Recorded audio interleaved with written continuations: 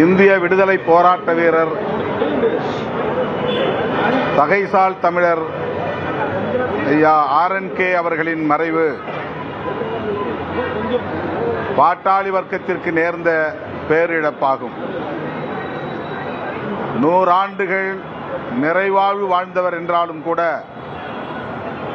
அவருடைய மறைவை நம்மால் ஏற்க இயலவில்லை. நெஞ்சு கனக்கிறது. பொது வாழ்க்கையில் நேர்மை, தூய்மை, எளிமை ஆகியவற்றுக்கான ஒரு அடையாளமாக சமகாலத்தில் வாழ்ந்து காட்டியவர் தோழர் RNK அவர்கள். ஏறத்தாழ 30 ஆண்டு காலம் அவரோடு நெருங்கி பழகக்கூடிய வாய்ப்பு, களத்தில் கைகோர்த்து நிற்கக்கூடிய வாய்ப்பு கிடைத்தது. இவரை போல் இத்தகைய ஒரு பேராளுமை இனி எக்காலத்தில் வாய்க்கும் என்று ஏங்கத்தக்க வகையிலே நம்மை விட்டு அவர் பிரிந்திருக்கிறார். விடுதலை சிறுத்தைகளின் மீது பேரன்பை பொழிந்தவர். தனிப்பட்ட முறையிலே என் மீது மிகுந்த வாஞ்சை கொண்டிருந்தவர், ஊக்கப்படுத்தியவர். அவர் இளைய தலைமுறையினருக்கு ஒரு மகத்தான சான்றாக வாழ்ந்து காட்டிய பெருமைக்குரியவர். அவரால் இன்றைக்கு அரசியல் களத்தில் ஏற்பட்டிருக்கிற வெற்றிடத்தை காலத்தாலும் இட்டு நிரப்ப இயலாது. தமிழ்நாடு முதலமைச்சர் மாண்புமிகு அண்ணன் தளபதி ஸ்டாலின் அவர்கள் அவருக்கு அரசு மரியாதை வழங்கப்படும், செவ்வணக்கம் செலுத்தி வழி அனுப்புவோம் என்று அறிவித்திருப்பது ஆறுதல் அளிக்கிறது. தமிழக அரசின் உயரிய விருதான தகைசால் தமிழர் என்கிற விருதினை வழங்கி சிறப்பித்தார். அதைப்போல இந்திய ஒன்றிய அரசு அவருடைய ஈகத்தை போற்றும் வகையிலும், விடுதலை போராட்டத்தில் அவர் ஆற்றிய பங்களிப்பை போற்றும் வகையிலும் அவருக்கு பாரத ரத்னா விருது வழங்கி சிறப்பிக்க வேண்டும் என்றும் விடுதலை சிறுத்தைகள் கட்சியின் சார்பில் வேண்டுகோள் விடுக்கிறோம். அவரை இழந்து வாடுகிற குடும்பத்தினருக்கும், உற்றார் உறவினர்களுக்கும், செங்கொடி இயக்க தோழர்கள் யாவருக்கும் எமது ஆழ்ந்த இரங்கலை தெரிவித்துக் கொள்கிறோம்.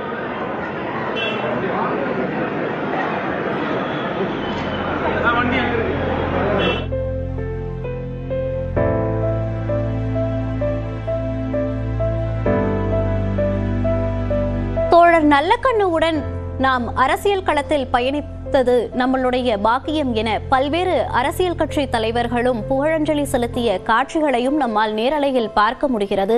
யாரையும் அதட்டி பேசாத பண்பாளர் என பல்வேறு அரசியல் கட்சியை சேர்ந்தவர்களும் அவருக்கு புகழஞ்சலி செலுத்திக் கொண்டிருக்கின்றனர். அரசியல் களத்தில் பணியாற்றக்கூடிய பலர் திரு நல்லக்கண்ணு அவர்களை தோழர் RNK என்றே அழைப்பதையும் நம்மால் நேரலையில் பார்க்க முடிகிறது.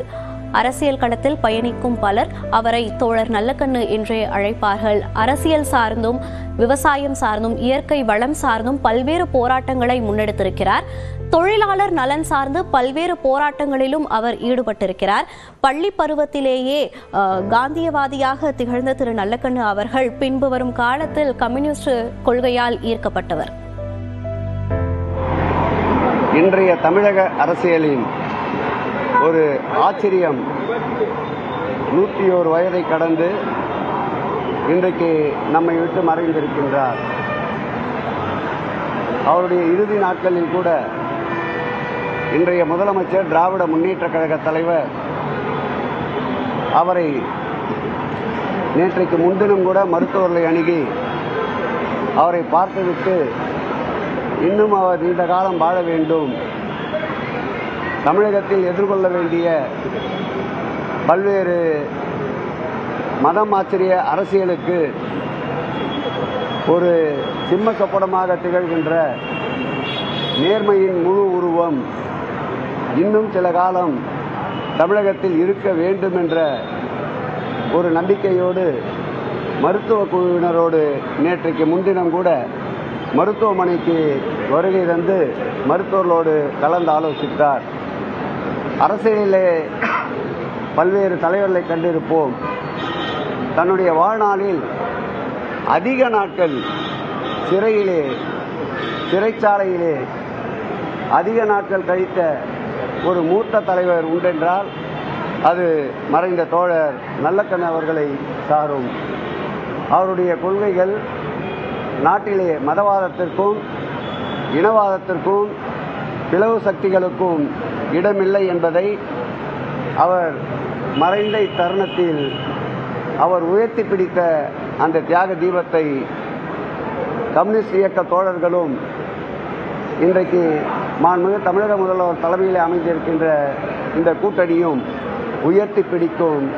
அவர் நினைவு என்றென்றும் தமிழகத்தில் நீக்கமற நிறைந்திருக்கும். அவர் புகழ் எந்நாளும் இந்த தமிழ் மண்ணில் பட்டொளி வீசி பறந்து கொண்டிருக்கும்.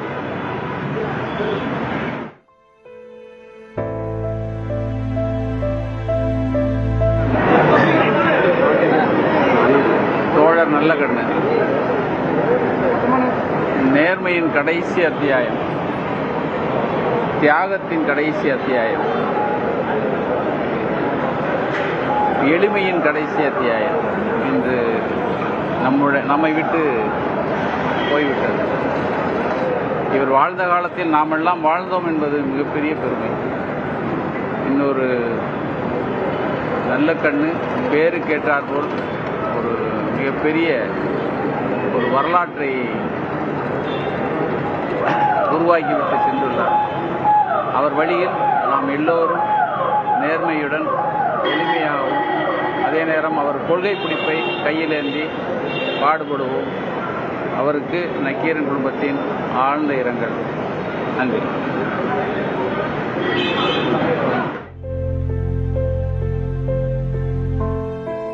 முதுபெரும் தலைவர் நல்லக்கண்ணுவின் மறைவிற்கு குடியரசு துணைத் தலைவர் சிபி ராதாகிருஷ்ணன் இரங்கல் தெரிவித்திருக்கிறார். கூடுதல் விவரங்களோடு இணைகிறார் நமது செய்தியாளர் சுசித்ரா. இரங்கல் குறிப்பில் அவர் என்னென்ன குறிப்பிட்டிருக்கிறார்? விவரங்கள்.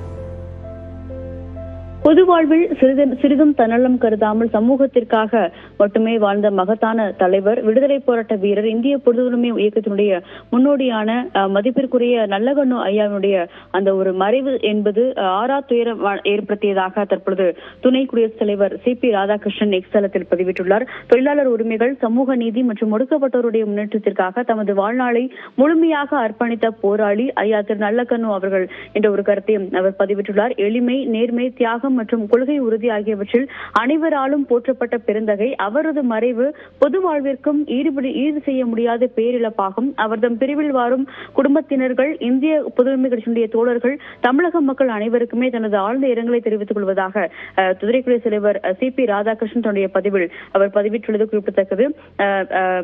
மறைந்த நல்லக்கண்ணு ஐயாவுடைய தியாகங்கள் நிறைந்த போராட்ட வாழ்வு என்பது மக்களுடைய மனதில் என்றும் நிலைத்திருக்கும் என்ற ஒரு கருத்தையும் அவர் எக்ஸ் தளத்தில் பதிவிட்டுள்ள அந்த ஒரு பதிவில் துணை குடியரசுத் தலைவர் சிபி ராதாகிருஷ்ணன் தெரிவித்துள்ளார். விவரங்களை பதிவு செய்தமைக்கு நன்றி சுசித்ரா.